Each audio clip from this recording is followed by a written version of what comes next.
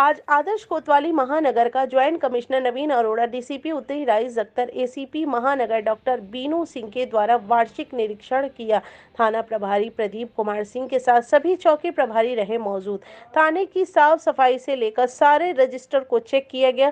साथ ही इस अवसर पर क्षेत्रीय वरिष्ठ लोगों के साथ व्यापार मंडल और समाज सेवी मौजूद रहे, जिन्होंने अपनी क्षेत्रीय समस्याओं से अवगत कराया। क्लियर कर सकते थे, वो हम 20 मिनट में भी क्लियर नहीं करते, सिर्फ इसलिए कि मेरी गाड़ी तो निकल जाएगी। फिर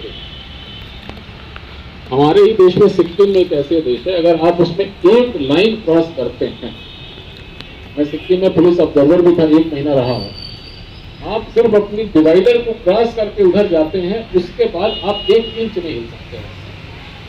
सारे के सारे आपके ऊपर चढ़ बैठेंगे और वहां से आप सबसे पीछे जाके लाइन में लगेंगे। सर, आज थाना महानगर में जो प्रोग्राम रखा गया है, इसमें क्या कुछ खास रहा है? ये एनुअल इंस्पेक्शंस के क्रम में चल रहा है और पिछले 5 जून के एनुअल इंस्पेक्शन का एक राउंड पूरा हो चुका है। आज नॉर्थ के इंस्पेक्शन से दूसरा राउंड शुरू हो रहा है और ये टारगेट है कि हर महीने कम से कम एक थाने का वार्षिक निरीक्षण हो, जिसमें चीज़ें विस्तार से देखी जाएं। लगभग 6.5-7-8 घंटे का ये इंस्पेक्शन चलता है। इसमें मेरे साथ डीसीपी नॉर्थ और एसीपी महानगर हैं, जिन्होंने भी निरीक्षण में सहयोग किया। बहुत से रजिस्टर्स को हम लोगों ने आपस में बांट लिया था देखने के लिए और तीनों की हम लोगों की जो जॉइंट रीडिंग है, अभी इस थाने में काफ़ी सुधार करने की आवश्यकता है। परिसर की साफ़ सफाई और चीज़ों के रख रखाव में काफ़ी मेहनत की गई है, पिछले दिनों में वो दिख रहा है। रजिस्टर्स का रख रखाव, अपकी उसकी जल्दबंदी और डिस्प्ले वगैरह काफ़ी अच्छा है। कंप्यूटर रूम, CCTNS रूम उनके व्यवस्थित हैं। माल जो बहुत बिखरा हुआ था, काफ़ी करीने से सिस्टमेटिकली रख दिया गया है।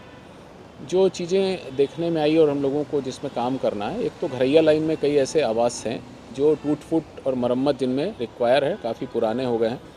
कुछ ऐसे आवास हैं जिनको हमें कंडम डिक्लेयर करा देना चाहिए और इनके बदले नए आवास बने। कुछ आवास है जिनमें माइनर रिपेयर से काम चल जाएगा और कुछ में मेजर रिपेयर्स चाहिए, तो उनके प्रस्ताव बनाने के लिए इंस्पेक्टर साहब को बताया गया है।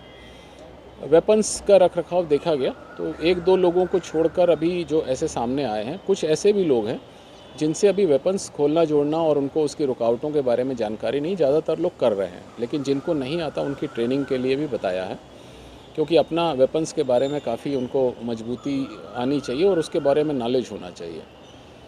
कुछ रजिस्टर्स का हम लोगों ने क्रॉस वेरिफिकेशंस और वेरिफिकेशंस भी किए एंट्री के, तो जो एक्टिव क्रिमिनल रजिस्टर है उसको ठीक करने की ज़रूरत है। सक्रिय अपराधी उसमें नए छांटने की आवश्यकता है।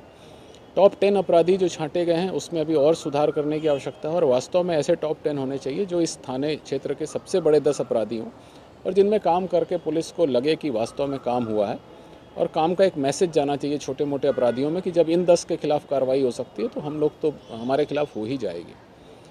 कुछ व्यापारियों के साथ हम लोगों ने डिस्कशंस किए, उसमें जो समस्याएं आई हैं यातायात की, अतिक्रमण की, ट्रैफिक व्यवस्था सुदृढ़ करने की, जब लड़कियों के स्कूल कॉलेज छूटते हैं वहाँ पुलिस फोर्स की प्रेजेंस की, 1-2 जगह पे मोटरसाइकिल और 4 व्हीलर स्टंट की भी बात सामने आई है और कुछ जगहों पर जो सुनसान गलियाँ वहाँ बैठ के शराब पीने के लड़कों की, इस तरह की भी घटनाएँ जो बातें सामने आई है। इस पर हम लोग काम करेंगे, एक सुव्यवस्थित योजना बनाएंगे और कोशिश ये करेंगे कि ऐसी जगहों पर हमारी पुलिस प्रेजेंस समय समय पर दिखे। डीसीपी साहब को कुछ हम लोगों ने निर्देश ये जारी किए और उनसे बातचीत भी हुई है कि ऐसी जगहों पे आकस्मिक छापेमारी करें जहां लड़के स्टंट कर रहे हैं। लेडी ऑफिसर हमारे साथ हैं, इनको बताया गया है कि जब स्कूल कॉलेज छूटने का समय होता है एक राउंड खुद भी ले लें और जहां शोधे रात को शाम को शराब पीते हैं ऐसी जगहों पे हम आकस्मिक छापेमारी करें। पिछले समय में हुक्का बार वगैरह पे काफ़ी कार्रवाइयाँ हुई हैं और उससे थोड़ा नियंत्रण में चीज़ें आई हैं। जो हमारी गश्त सिस्टम है, पेट्रोल सिस्टम है, उसमें हम थोड़ा और अभी सुधार करेंगे कि ऐसी जगहों को भी हम कवर करें जहां से बदमाशों के निकल भागने की जानकारी होती है या भाग सकते हैं। सर, आगामी जो त्यौहार आ रहे हैं उनको लेकर के सुरक्षा व्यवस्था की हम लोगों ने त्यौहार रजिस्टर पे काफ़ी सघन डिस्कशन किया है और पिछले जो हत्या, रंजिश और बलवा रजिस्टर होता है, 107, 16, 151 के रजिस्टर हैं, NCR रजिस्टर, ये सब देखे गए हैं।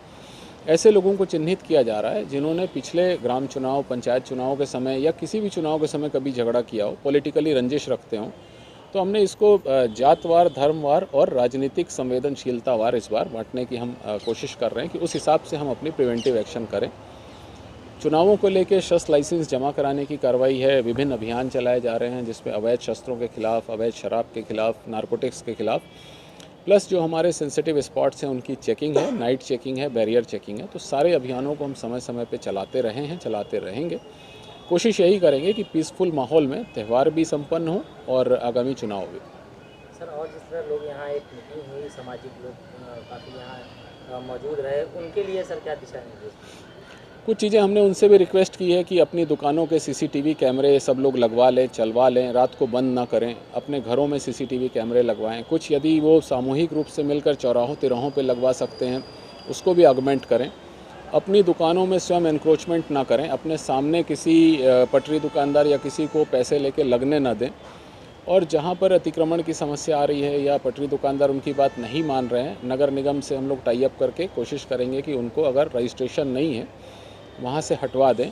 कुछ और बातें जो उन्होंने कुछ जगह, जैसे ये सब बातें उन्होंने बताई कि स्टंट होते हैं या लोग शराब पीते हैं, तो उस पर भी हम कार्रवाई करेंगे और एक अच्छे नागरिक बनकर एक अच्छे सिविक सेंस के साथ लखनऊ के विकास में योगदान दें, इसका अनुरोध भी किया गया है। सर, सराफा व्यवसायी आदि लूटे जा रहे हैं, आप असले जमा करा रहे हैं, ना उनके लाइसेंस बन रहे हैं, इससे क्या? पहली बात तो ये कि जिनके पास लाइसेंस था उनमें से कितनों ने यूज़ किया।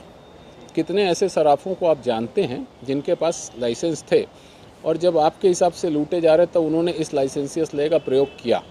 तो इसलिए ये दोनों बातें एक साथ जोड़ नहीं सकते हम। हमें अलग अलग कैटेगरी करके देखनी पड़ेगी कि शस्त्र लाइसेंस किसके पास है, चुनाव कहाँ कहाँ किस किस थाना क्षेत्र में अफेक्ट कर रहा है और जहाँ जहाँ अफेक्ट करेगा वहाँ वेपन्स जमा भी होंगे।